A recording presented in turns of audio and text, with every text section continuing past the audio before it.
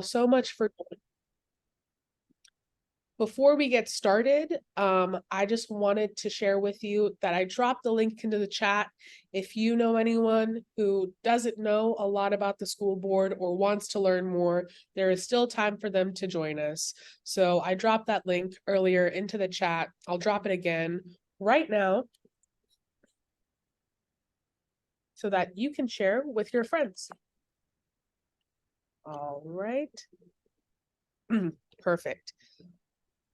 And so as a part of this initiative, a reminder that early voting has started as of last Friday, September 15th, and it ends on September 30th. So that is next Saturday.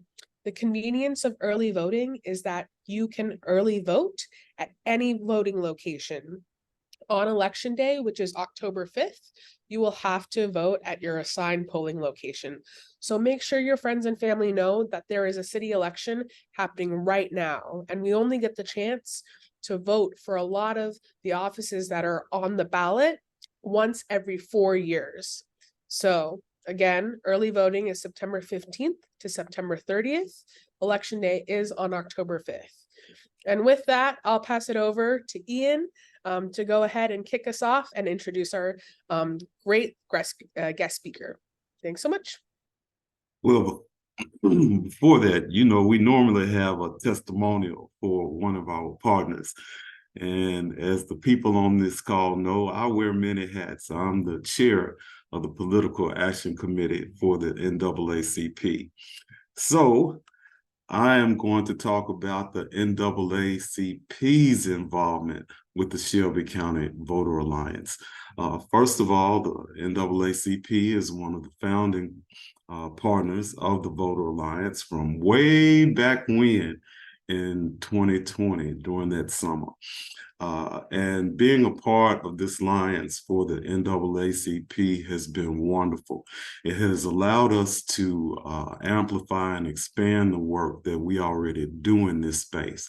But if I had to talk about the two best things about the alliance, number one, it would be learning about opportunities. So by us coming together as an alliance, there have been other organizations that have heard about grant opportunities and learning opportunities that they've brought back to our space and shared. And the NAACP has been able to take advantage of grants and things like that that we would have not known about if it was not for this space that the Shelby County Voter Alliance has created. The other thing that I'm going to say about the Alliance is that it's been wonderful working with the 50 different organizations that make up the Alliance. And I hope we are able to keep going strong without anything interrupting our success.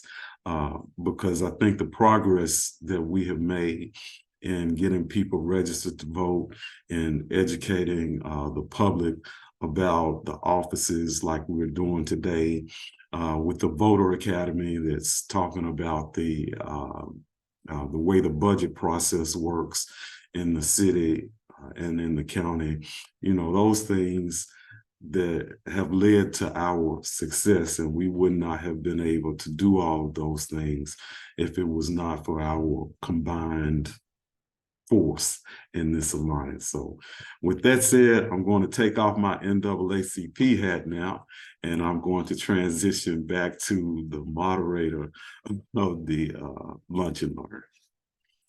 So today we have Miss Tomeka Hart Wigginton. I have known her for quite some time. She has over 30 years work experience in this particular space. She's been a managing director and special advisor to the Blue Meridian Partners. She served as a senior program officer at the Bill and Melinda Gates and Policy Advocacy Foundation. And additionally, she served as vice president for regional and national education organizations. and as the president and CEO of the Memphis Urban League, in addition to, in the past, being on the Memphis City School Board.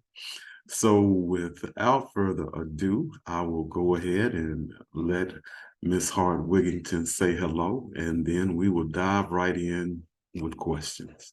So Tomeka, the floor is yours. Well, thank you. Can you hear me? Okay, is my sound okay? Okay, thank you. Sometimes I apologize if it doesn't come out okay, because sometimes I have internet issues here, but thank you so much.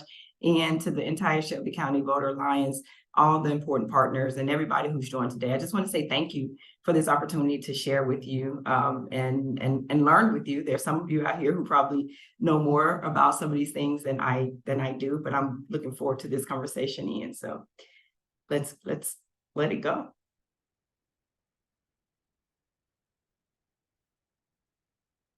Now I can't hear you. Oh, you're on mute, that's why. I forgot to click back off mute. This ain't Action News 5. Right. We're just flowing, we're just family here. This is all family. We're good. So the first question I have for you is, what is the scope of the Memphis Shelby County schools? You know, what are they responsible for? What are they not responsible for? And what is a public misconception of the school board? So thank you for that question. You know, I will simplify the answer about the scope and the role of the school board and to bucket it into 3 items. I would say under each of those items, there are myriad things and responsibilities and power, dare I say, that the board has. But the 3 main things is one, that they're actively engaged in now. They're responsible for hiring and appointing and managing the superintendent, right? The school board, the 9 members there, they're the only people in the universe that can hire a superintendent for Memphis Shelby County schools. So that's one of their main functions. The other is approve the budget every year. They're responsible for the budget. They may have some role in building a budget, but the active and direct responsibility for the budget is an executive function, an administrative function. So it comes from the superintendent up through the staff of the system, but the board is responsible for approving it, which makes them responsible for the budget.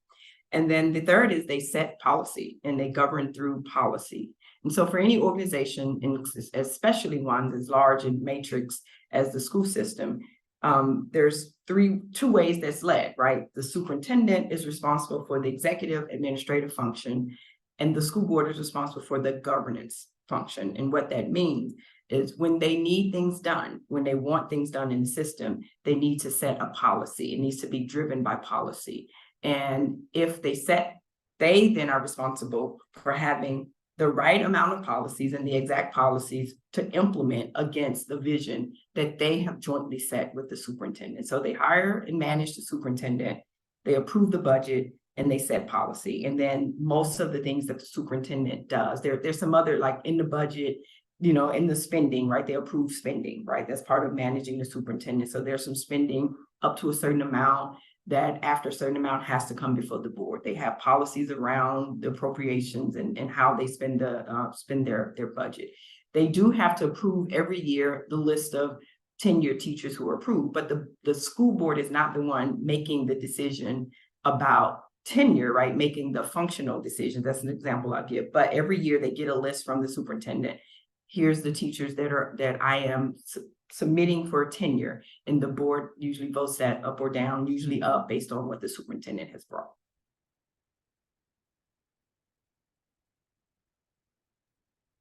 All right. Again, full and fair disclosure, I am the board treasurer for a charter school, Circles of Success Learning Academy, and I have held that position for quite some time now. But in the spirit of full and fair disclosure, I meant to mention that earlier. The next question, can you explain how the Memphis Shelby County Schools is funded and how the current funding is different from the old BEP funding model? And is our school system fully funded? Really good question. Again, I do want to go back to your other one because I didn't address, you asked about misconceptions. I don't know that I will phrase it as misconception. I will say there's definitely some things that are not understood about the school board. There are things that they're sometimes even people who run, and once they get elected, they realize the scope of the board is more limited than they think. So some people may have a problem, like say with their principal, the principal of the school of which their children attend. And they'll call the school board and think the school board member is supposed to do something about what the principal has done. And that's not the role of the school board. The school board has absolutely no power to direct a principal to do anything. That goes back to what I said around policy. So they should have policy that's governing what's happening at the school level. They have policy that governs what the leadership at the school level, could be school-based management, it could be some other things. But if there's an issue with the principal, that is really a role for the superintendent and his or her cabinet to deal with. And so that's one of the misconceptions. I would say another misunderstood, when I talk to people, their first thing that they think about school board is that the people are corrupt, that the people run because they want to do something other than service the needs of children. And I would just say that's far from the truth. In fact, across the country, vast majority of people who serve in office, they're just lay people who decided they want to serve. Now, there may be some issues around performance and how strategic they may or may not be, but that's a function of needing support and training and understanding the vastness of the job. But I always say to people, imagine one day you're not on the school board, you run for the school board, and now you're in charge of what's a $2.1 billion budget. Like, how many of us have ever been in a situation where we had to manage a budget so large, right? So the learning curve is steep. But the people, for the most part, who serve are trying to do what's right, but they have this limit, that power is more limited than people think. The actual power over the system is through the superintendent, and where the board gets its power is that, as I said, it hires and manages and make the decision where superintendents come and go. So I did want to deal with that. And also, I know we didn't say, but I'm assuming we're taking questions. I can't, I'm not monitoring the chat, but, and I'm like, let's just have this flow. So if you need to stop me, yeah, we're on the second question, okay. And we don't take live questions. Our questions are previously submitted. Okay, so, gotcha. Back to number 2, can you explain how the school system is funded and how the current funding is different from the old BEP funding model? And is our school system fully funded? So is it fully funded? I'm going to come back to that one. And so I'm going to, again, try to simplify some very complex and difficult processes. So there were there's a funding formula that's fairly new, actually it's brand new because it was just implemented this year. What we're currently under is called TISA, the Tennessee Investment in Student Achievement funding formula. And then there was the BEP. Did I mess up? You're laughing, what'd I say? I got my own personal feelings. Okay, gotcha. I'm like, which is real time. I'm like, when you bust out laughing. So the other is the BEP, right? I lived in the BEP world. It's the basic education program. So the two are different. They're vastly different. The second one generates more funding, but that doesn't mean that they're both they both have some challenges. So under the BEP, up until this school year, the BEP really was just a formula that says students is based on the number of students, and it bucketed students in groups like 20 or 25. Like, so for every 25 kindergartners, the district then gets funding for the state based on the number of students, right? It was just solely based on that. And the student units in groups of 25 would generate funding. So for every 25 students, the state will allot a teacher to the district, right? And even with that teacher, at the time of the BMP, it was a limited amount. They didn't fund the full salary of the teacher. So I'm just going to make up numbers here just to make it make sense. So under the formula, let's say for every 25 students, so if students came in neat bundles of 25, that works, right? And so if you got a school that got 50 students, that's 2 teachers. And then the state will say, we fund teachers at $35,000. So that would generate $70,000 of funding for the district. Those two students generate $70,000 because they get a teacher allotment. It doesn't matter if in the district you pay the teachers $40,000. The state is giving you $35,000. So the district then has to come up with that additional $5,000 because it has decided that its teachers need to make more than what the state allotment is. You can immediately see challenges with that, right? So back to the fully funded, well, no, it's not fully funded by the state because the district is having to come up with the additional dollars. But also we know that students don't come in neat bundles of 25. So what about the school that has 35 students? They're only going to get one teacher allotment because you need 50 students to get two. What is that school supposed to do? They're either going to have a class that's full, one teacher teaching 35 students because that's all the allotment they have, or they have to come up with the 25 plus for the other 10, or, you know, they'll probably spread it out 12 students. They got to come up with their own full funding of that other teacher because the state is not going to even give them the $35,000 partial salary. So that was the BEP. You can think about the BEP was trying to be equal. It was trying to have the districts treated equally across the state. The challenge is because you have some districts that are large like Memphis, some that are small, you know, in the rural communities across the country, across the state. So trying to have equal. What the TISA does is instead of basing it just on bundles of student, it has two different ways that the systems generate funding. There's a base funding, so it's a per pupil amount. Like each district get a base funding per pupil, and that is about enrollment. So if the state said we're going to give every school system $100 for every student, again, made up numbers just to make it simple. So then if one district has 5 students, they're getting $500. If another district has 2 students, they're getting $200. But then there's an additional way to generate funding, and it is a funding. It's weighted because that means there are different conditions that will get a different weight for this condition for the funding, but it accounts then for what I would say are vulnerabilities.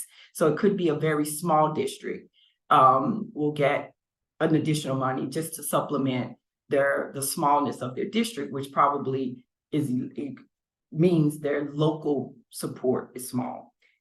High concentration of poverty districts get an additional funding through the second side of the TISA dollars.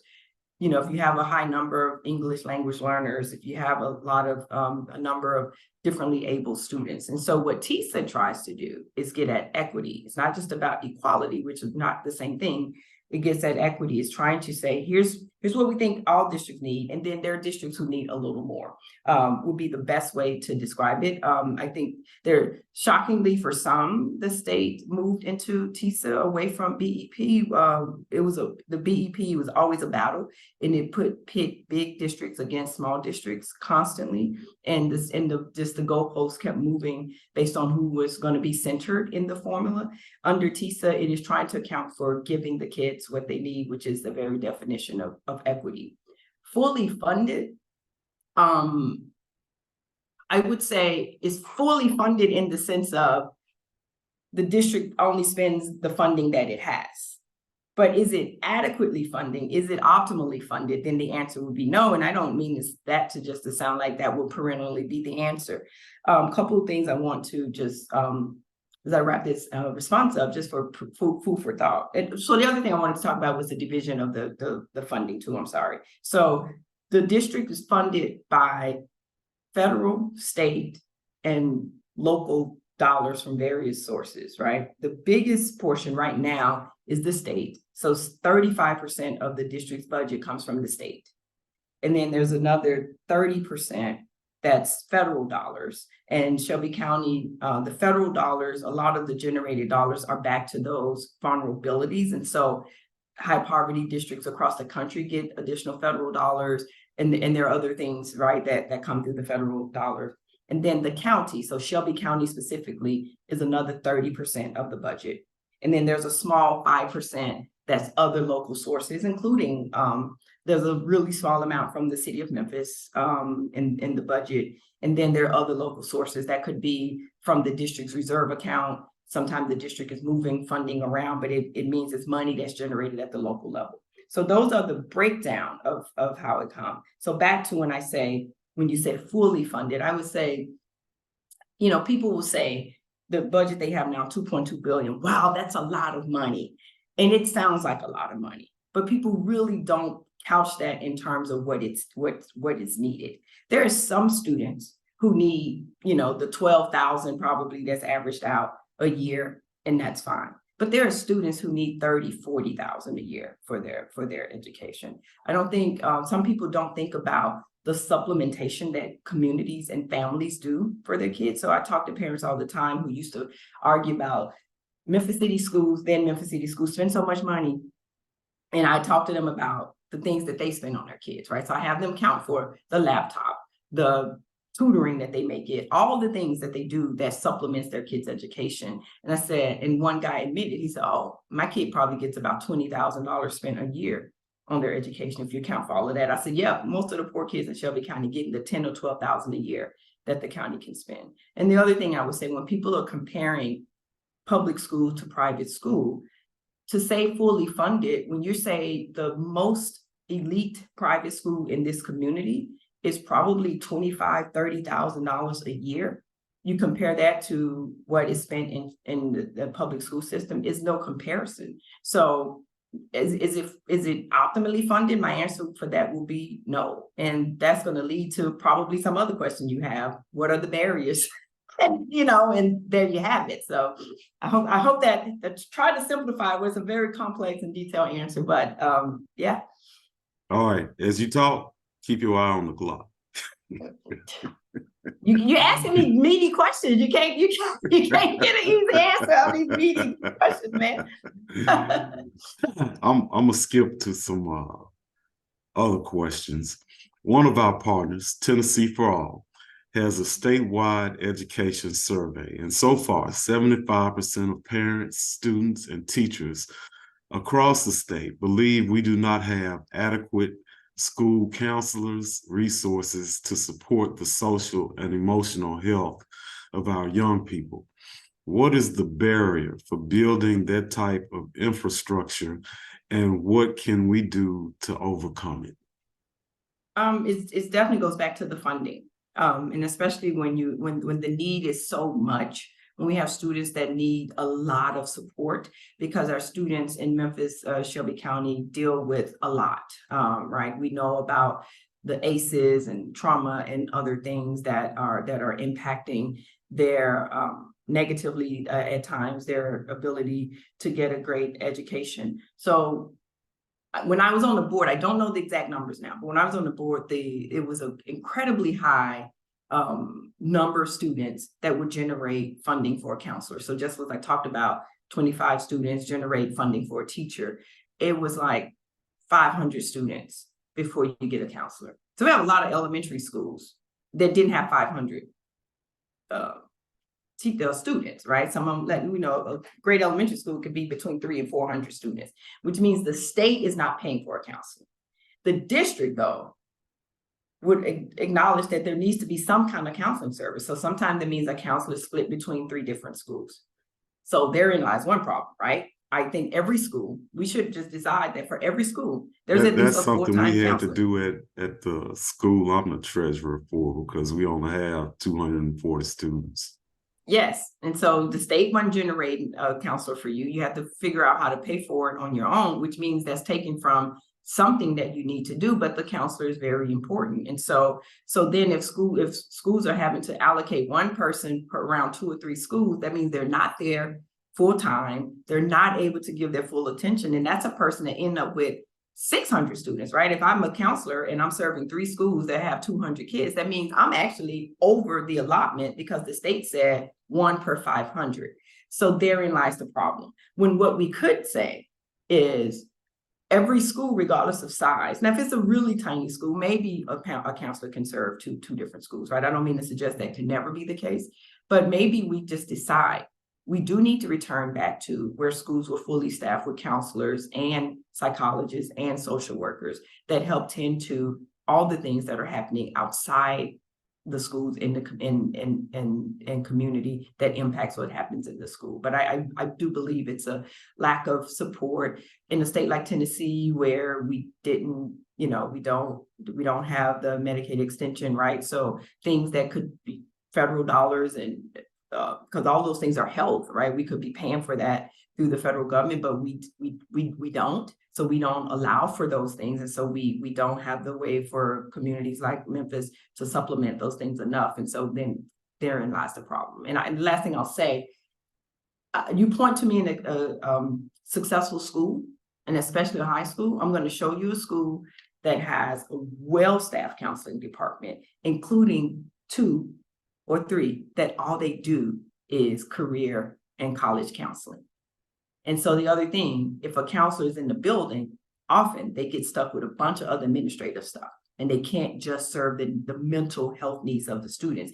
They are testing experts, and they are discipline experts, and they are doing everything other than a kid can walk in the room and say, I have a problem and I need to have a confidential conversation with a counselor. That's why counselors show up. That's what they want to do. But far too often they can't do that. All right, thank you for that.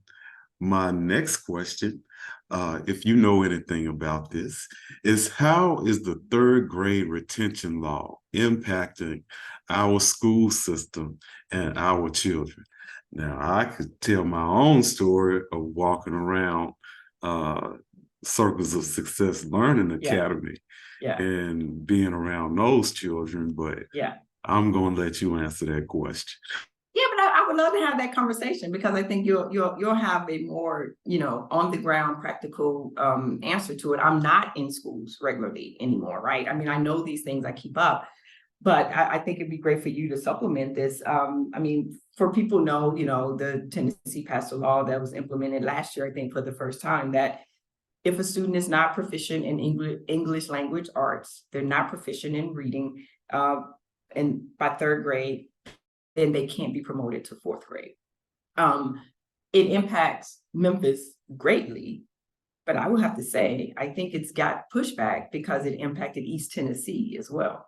And I just want to be frank on that. Like, I believe when that law was brought in, people assume it will just impact communities like Memphis, maybe Nashville and others. And it had a widespread impact. I mean, I looked it up, I'll be honest, it's just in preparation for today. And it said there was 60% of the students across the state were not deemed proficient in 3rd graders, 60% across the state. It's about 76% in Memphis Shelby County schools of the 3rd graders were deemed not proficient and in threat of not being promoted. Now, the law also had several interventions. And so, you could retake the test. You can also identify a summer program and identify tutoring that could still help the kid be promoted. So it not 76% were not held back, right? That was, but 76% initially identified. The challenge.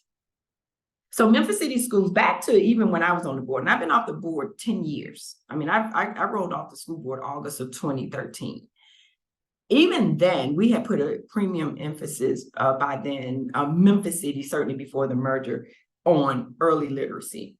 Dr. Kreiner Cash had brought in and was trying to implement strategies that focus from kindergarten to 3rd grade, like a 4-year level of focus on literacy. So we had put a premium on literacy. The system before now had done the same. And I know the system had already had some controversy around looking at 2nd graders and were they ready for 3rd grade if they weren't getting ready to be proficient. So it wasn't a big change for Memphis, but the challenge is that it's not comprehensive. It just relies on TCAP.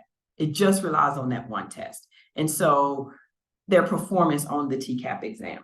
That doesn't account for, we know that there are racial bias and systemic racism that's attached to standardized testing, and that impacts negatively people of color and certainly Black students. And so we know that there could be students who are smart and they just don't test well for a number of reasons about the test.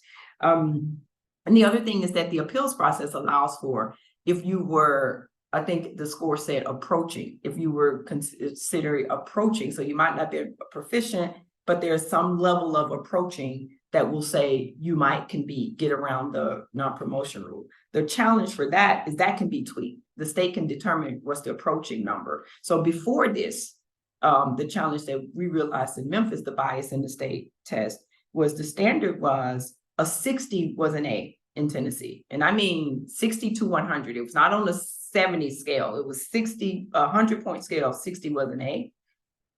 Shelby County, then former Shelby County, had a 55 in math, 55 out of 100. That was considered a B. Memphis City School had 40 out of 100, and that was considered a D.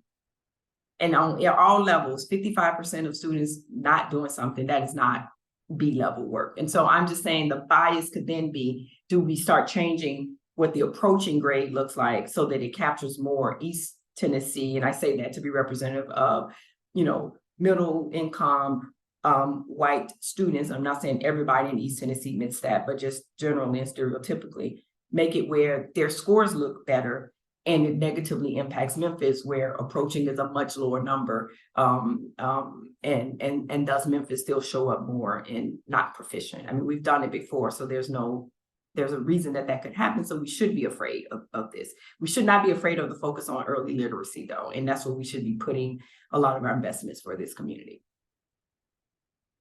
Yeah, I was going to, just say if I think anything halfway decent came out of it was the Summer Learning Academy. Mm-hmm. And I know they're going to do a fall break learning academy. Yeah. Because in the before time, our school was one of the few schools that was a year-round school. Mm-hmm. So the kids didn't suffer summer learning loss. Mm-hmm. So having something in place over the summer for the babies so they can have some type of retention from what was taught the year before, I think was a pretty good step in the right direction. Yeah. Since we don't do 12-month school here. Yeah. All right. Well, and the other piece of that is that it really did highlight that our problem of education is just not the students in Memphis, right? We have a statewide problem, and maybe we can start do more when we're in this together, kind of work around policies and funding and all of these things. I'll keep my fingers crossed for that. All right, let's see. It's 11:38, so we got about 20 minutes or so left. Let's see. Plenty of time.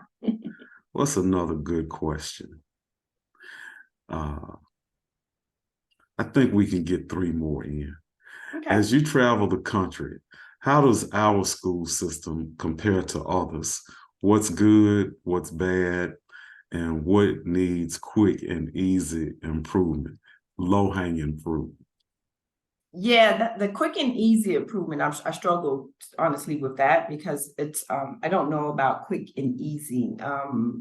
Most districts are going through much of the same thing. The trends that happen in Memphis, they're showing up in other systems, right? We're recognizing now that with all the money, billions upon billions that we've spent in what we call ed reform, we're still getting just incremental results for our communities, right? This work is hard. And I think people are starting to acknowledge that it's hard systemically, which means if we're just doing what we've always done and tinkering on the edges, then that's why we're getting the incremental results.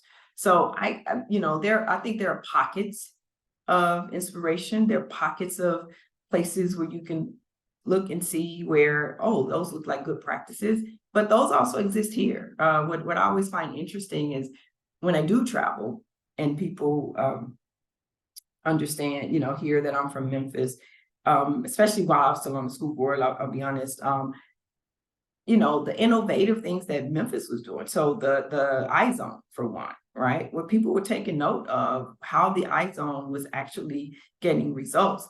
The question became, how often do we continue to call these things interventions, or is this the way we're supposed to do schooling, right? I mean, in the iZone, put a premium on talent, put a premium on making sure students got exactly what they needed, have more resources and more time on task for students. Well, The iZone was more expensive than non-iZone schools, but we kept acting as if that was an intervention. And maybe the lesson is those are the things, that's how schools should be run. Now, the challenge of that is it's, you know, and you're served on a charter school board, right? One of the things that makes charters different is that, right? The teachers usually are teaching longer during the day. The students are in school longer.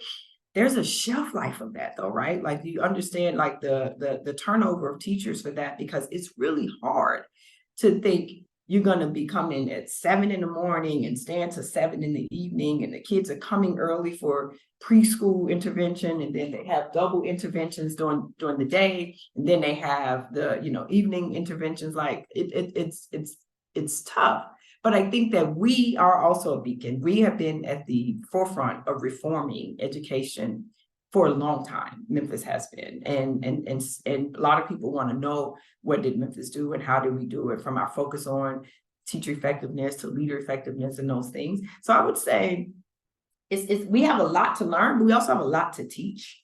And what's happening across the country is the same. Everybody's suffering right now from, I shudder to call it teacher shortage. It's an issue of not respecting and fully supporting what it means to be a teacher. And so you're having people just decide to do something else. I mean, that is a shortage, but we can't answer the shortage by just saying, then put anybody who can do anything in the classroom. How about we shore up what it means and professionalize and even more what it means to be a teacher, so that we can keep and retain our great teachers. But I don't have a magic answer to that. I certainly don't have. I struggle with the what could we do quick and the low hanging fruit. And the other would be continue to see how TISA shows up. Like, is it really a play around equity? Are we really able to use that as a measure for how we get better results for students, especially our most vulnerable, our most at need students?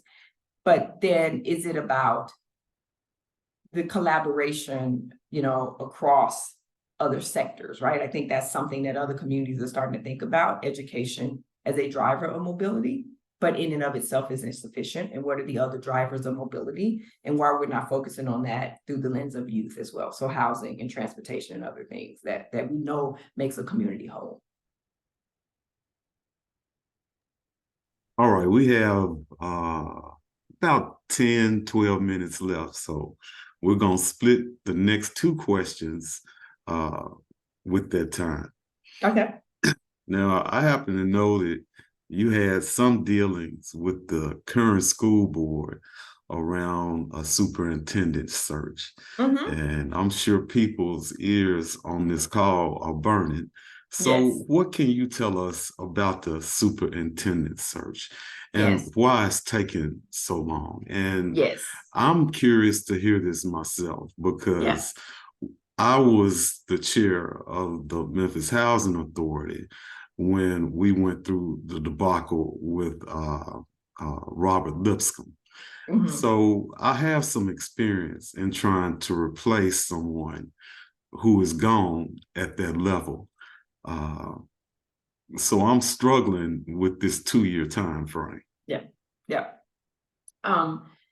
First, I want to say, so that make sure they do have a dedicated site for people where they're giving information about the search. It's SKS K12. We can put it in the chat too, but it's the district site, SCSK12.org, then /SUPSearch, SUPSEARCH.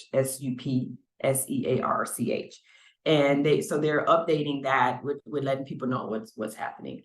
Where they are now, I'll start here and then I'll go back to the what you pointed out. They're now, so they officially relaunched in August, where they have an application window that's open now. And so they are accepting, the search firm is back in the hands of the search firm. And the search firm is accepting applications between now through November. And at the same time as they're getting them, they'll be screening them, because the goal is that in November, they're going to present 5 to 8 finalists to the district. Now, I don't know how they're going to decide who gets interviewed. Like if it's 5 to 8, are they planning to go then to 3 finalists, or how they're going to do the final selection? But they expect to get 5 to 8 finalists in November. They'll begin interviews in December and January. The goal is to announce the new superintendent in February. That will start in the school year, the beginning of next school year. So they've acknowledged. I want to give them. I want to give credit, and I'll say this. I love all things school board. I believe the school board is one of the most important bodies in every community. In this community, even if you just think about from a budgetary perspective, it has the largest budget of most governing bodies. Budget this coming year is $2.1 billion. The superintendent is arguably the most important position in the community, right? The school system touches everything, whether you have kids in the system or not. It's going to touch everything about you because your property taxes, you live in this community, you're paying property taxes, and a portion of it goes to education, right? How we educate our community will dictate what our community will be. So I think it's one of the most important bodies. I will say it's also one of the hardest. So yes, you went through it. Guess what you didn't have to do though? Make all your decisions live on TV and in living color, and everybody can see all the sausage making of the process that you went through. Now we knew some. No, we didn't have dedicated nights where we had to be on TV with our meetings, but believe me, the media was there. I know. Me to my car, asking me dumb questions. Yeah, well, because it is a public body. It's just that it's a public body that every move you make is not, and so, and I'm not here to make excuses. That's not what I'm saying, but they acknowledge a couple of things. So when they started the search, they'd never done a search before, right? And it's not easy. And what they did was they hired a search firm, and they hadn't come together as a board to say these are the things that we want. And so the search firm went on based on their individual conversations with the 9 board members, which is different than 9 board members coming together first collectively and say, here's what we want. So imagine a search firm having to then discern from those individuals and pick a picture of what they want. And that was fine until that meeting in April, when clearly it wasn't fine, right? And you realize, people were saying a lot of things, but they really were not on the same page, and they didn't have that realization until April. So the biggest mistake was just not doing on the front end what they ended up doing, when I was just thrilled to come and work with them and just help them think through it, mainly because I had done, I was on the board when we hired a superintendent. We relied a lot on staff to help us on the front end craft a rubric to decide what are things we want. So when we talked to the search firm, we were like, this is what we're looking for in the superintendent, and this is the timing. Having to go back and do that work, and it took time. It took the months that it took for them to get on one accord. Is why the time was delayed, because they really needed to go back and do, their process requires 3 steps, and they really didn't do the second step. So they went back and did it. And I commend them on acknowledging that. I commend them on saying, let's not move forward, because we realize now we're really not on one accord. And they were making assumptions about what each other were thinking, that they were in agreement. So that's why it took so long. It takes long anyway, right? And so now what they're doing, if they had done what they're doing now, it would have still taken a year to hire a superintendent. It's just that they kind of lost the time by not doing it on the front end. So lessons learned, right? They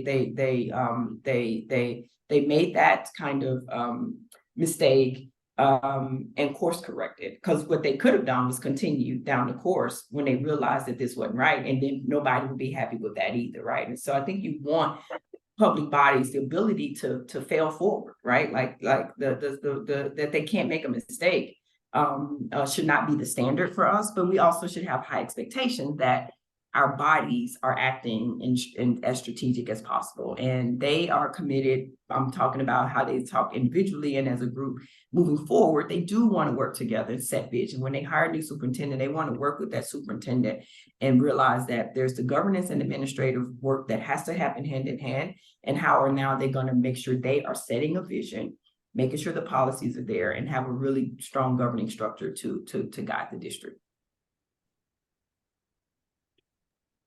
Okay, I think this will be our final question. And I have so many questions, probably need to do about 2 hours when we do a lunch and learn. But as we talked about, you were on the school board quite some time ago. So we're 10 years after the surrender of the Memphis City Schools Charter, the unification of the school systems, because then it was Memphis City and Shelby County, and the secession of the municipal school district. You were one of the leaders of that effort. So tell us about that from a retrospective lens. And 10 years later, do you think it was the right thing to do? Yeah, so we're 13 years from the actual surrender, right? The board voted in December 2010. The community voted March 2011, and it was, so I should say 12 years. It was the community's vote that said yes, the Memphis City Schools no longer exist. So it was a two-part thing, right? The board just voted to say, let's put this before the community. And then there was an election in 2011 where the community, 60% or so of the community said yes. Again, this one is one that could take 2 hours. I would say, and I've been asked this question before, looking back, would I do it again? If the conditions were the same, would I do it again? Absolutely. And the simple answer to why is it was about our funding. The other things that people try to start making it about, and it was about racial inequity, and it was about a lot of things, but it really was about protecting the funding. And so when I got on the board in 2005, I was elected in 2004, started January 2005. I had never even heard of special school district status. A lot of people haven't either. Shelby County Schools, then Shelby County Schools, who was the county situated school system, which means it's an arm of the state. It is established in the state constitution, right? That counties shall educate any kid that wants to be educated. So basically in the state of Tennessee, if there exists a county-wide school system, there exists a county-wide tax, right? Which means if there's a school system and it's a county, I don't care if it's 30 other districts, everybody in the county is paying into the pool for the county school system, and then that money is dispersed across the county. Shelby County was seeking to stop being the county situated district, and they were trying to turn the 50,000 then Shelby County system into what's called a special school district status, which means it would have been Shelby County Special District, and they would have had their own taxing authority, and their taxing would have come from the municipalities outside of Memphis. That meant they would have funded only from their dollars, their boundaries, and Memphis would have had to rely just on the citizens of Memphis. Two big problems with that. At the time, 40% of the property tax that funded education was generated outside of the city of Memphis, in the county, but outside of the city of Memphis, 40% of our funding. So, which means 60% came from the boundaries of Memphis. But Memphis was educating 70% of the kids in Shelby County. 30% were going to Shelby County schools. So, 70% were of our unit, but we only generating 60% of the funding that it takes to fund them. So if we had sat back and just let Shelby County become a special school district, then Memphis would have had to become a formal special school district and have its own taxing authority. We would have just been able to tax within Memphis. At the time, the loss was calculated, simple calculation, was about $140 million a year. So we couldn't afford to do that. We fought in 2005. We had an agreement with Shelby County that they would at least not, seek it if it would hurt us. Then in 2010, the makeup of the General Assembly changed, where the Republican Party gained a supermajority. And why that mattered is because the other thing that was protecting us was the Democratic Party had the supermajority until then, and they wouldn't change the law for Shelby County to become what they wanted to. In 2010, when the Republicans got the supermajority, and because it was a partisan issue, it mattered. So we didn't have our protection anymore. We didn't have the protection of a party that favored not letting them become a special school district. That means the only thing we could do, because we couldn't assure that they wouldn't continue to be the county district, but we had to ensure that there was a county district. And the only way to ensure there was a county district was to become the county district. And so I say that to say, one other thing, and I'm sorry because this is too hard, difficult of a question. In 2008, all the bodies that needed to had come together. Both school systems, the city, county government, the state, and the business community, plus the teachers union had come together, spent 8 months crafting an agreement that, if had approved, would have kept Shelby County schools whole, would have kept Memphis City schools whole. Like, we wouldn't have surrendered, they wouldn't have become a special school district, and we would have worked toward fully funding through the county. We worked 8 months. The day that we were supposed to prove that, Shelby County came into the room and they announced, Shelby County Schools, that they weren't going to support it. And this was in 2008. 2008, the Republicans took a slight majority. You know, Shelby County voted for Barack Obama, but they also, the state of Tennessee became purple in 2008 and then fully red in 2010. So the writing was on the wall. Like, they knew their numbers were coming. So there's no sense in saying we won't become this thing. And without their protection of not becoming a special school district status, it would have been just like, I would be waking up today, y'all be still calling me talking about why didn't we do something 10 years ago if we had let them do what they were trying to do. And at that point in 2010, our only option was to become the Shelby County Schools so that we can assure everybody in this county pays into the tax. And so their goal was not to become 6 multiple municipal districts. Their goal was to stay the 50,000 student body that they were, but just have joint taxing authority amongst all their cities. We stopped that, but we also ensured that regardless of how many systems they form, they're going to have 2 taxes now, the county system plus whatever they're doing in their city.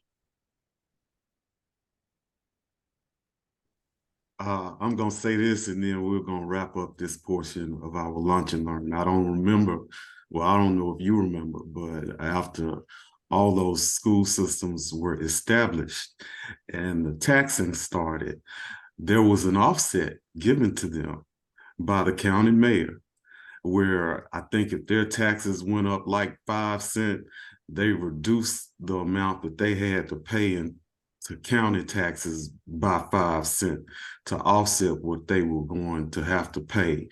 No, that's not exactly accurate. No. Wait a minute, so that happens anyway. That happens for Memphians too. So when the property tax go up, they always offset it so that it doesn't feel like a tax increase. But when people they got county, that used to be the other way around. When Memphis City School existed, you saw that. That's what they said about us, that we getting this offset. It's not that getting it offset. The law is if you give one kid $1, you got to give all kids $1. So it's just that's why I'm saying it has to be a countywide tax. That offset that you're talking about from the property tax, that's a when you asked about what could we do, that's one of the things we can do. Quit having this expectation that we're never supposed to have our paid taxes to supplement the things that we need to get done. I mean, in the way it happened, while they formed those municipal districts and they were going to always be able to do something, what they were not going to do is become a 50,000 powerful system without us. They weren't going to do that. Like we were going to halt that. They always had the power to do what they wanted to do, except that thing, the 50,000. So it really was a power grab for Memphis. It's hard for people to understand that, because the other thing people still say, the city needs to get back and control the school system. Memphis City never ran Memphis City Schools. Memphis City Schools was a privately chartered entity, wholly led by the school board in its charter. The city of Memphis only funded 8% of the city school system budget. And then they cut that in 2008. So I also tell people who say the city should, I'm like, well, that means you should be fighting them from what they cut in 2008. They cut most of what they were funding. I mean, they're now funding at 1.3. They went from 70 million to 1.3. If you're not mad at that, no way you can come tell me that I could rely on the city of Memphis to also take care of the school system when they were only funding at 8%. So we would have to go get the rest of that all from the city of Memphis. No way our city could handle that.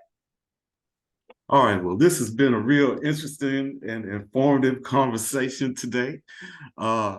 It's 12:59. So we're going to do a hard break and turn it over to Lamisa to close us out in 30 seconds. Awesome. Thank you so much, Ms. Tomeka Hart Wigginton, for joining the Shelby County Voter Alliance's Lunch and Learn and being our guest speaker. This was a really great discussion, and I feel like I learned a lot. So I'm excited to share the recording with everyone. We will send it out via email. Thank you so much to everyone for joining. Just wanted to flag before everyone leaves that we are doing a few actions as the Voter Alliance. So next Thursday, we are going to be knocking on doors and reminding people about the upcoming election and the last weekend of early voting. On election day, we are calling and texting voters just to remind them about the election and that will be their last chance to cast their ballot. If you would like to send texts or make phone calls with us, I dropped those links into the chat as well. And if you want to just generally get involved with the Voter Alliance, or if your group wants to become a part of the Voter Alliance, I'm dropping that link in here. Please make sure to keep up with us on social media. And again, thank you all so much for joining. Thank you, Ms. Tomeka Hart Wigginton, and appreciate everyone's time. I will send the recording out by the end of the week. All right. Have a good rest of your day. Thank you. Bye, everybody. Thank you. Thank you. Bye, everyone.